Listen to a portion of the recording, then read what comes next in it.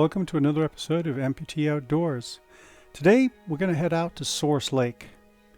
Now you'll see there I'm not wearing snowshoes because at first I thought, oh, this isn't so bad. The trail's been pioneered and it's been packed down. I should be okay.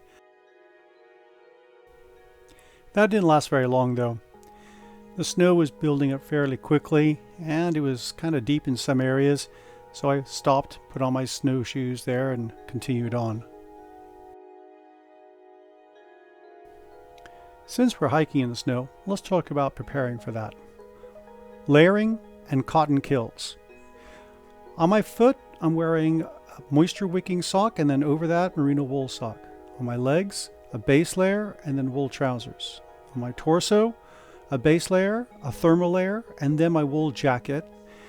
And I'm wearing a hat underneath that hood and then gloves. My boots are actually snow hiking boots. They're not just your regular hiking boots because those aren't going to cut it in the snow and the cold. And yeah, none of my gear is cotton. Cotton will hold onto the moisture. Body temperature starts to drop. That moisture holds on to that cold. And shortly after that, hypothermia is coming.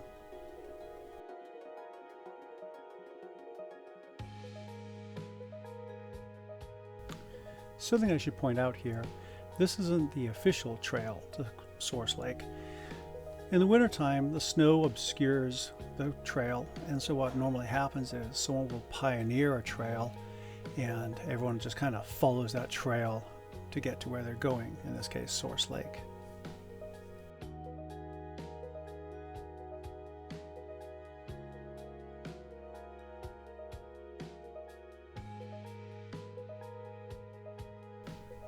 Made it to the lake. A few other people were on the trail with me, and well, it wasn't much of a lake to see, but that's okay.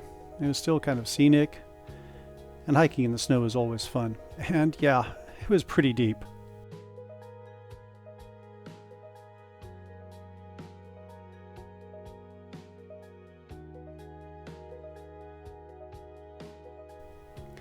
The lake itself is pretty well covered with snow and ice. This is all you can really see of it, but I didn't mind.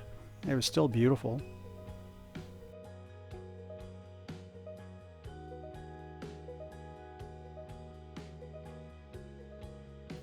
I packed down some snow, got out my camp chair, and got out my lunch, and of course, hot cocoa.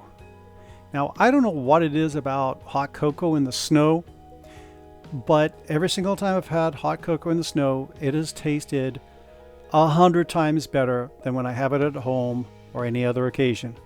It's just something about being in the snow that makes hot cocoa taste so much better.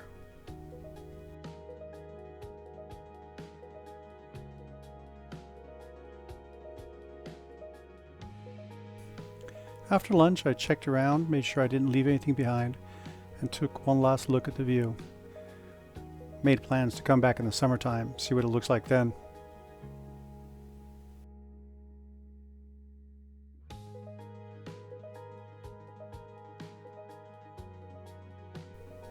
I love these trees that have been bowed over by the snow and curled like this.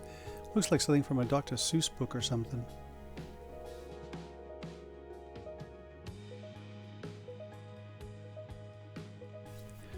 Let's talk a little bit more about preparing for hiking in the snow.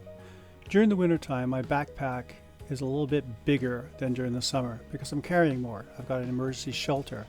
I'm bringing along my rain fly. I'm bringing along a wool blanket, extra socks, extra gloves, an extra hat, extra food. And basically what I'm preparing for is if something were to happen, do I have enough to get me through that night in the cold? Maybe something will happen, maybe something won't, but I want to be prepared just in case. If you're going to hike in the mountains in the snow, check the avalanche status. I picked Source Lake because it showed that there was no warnings for avalanches in that area. The original plan I had did show avalanche warnings for the area, so I skipped it and chose Source Lake. Always check the avalanche status for where you're going hiking.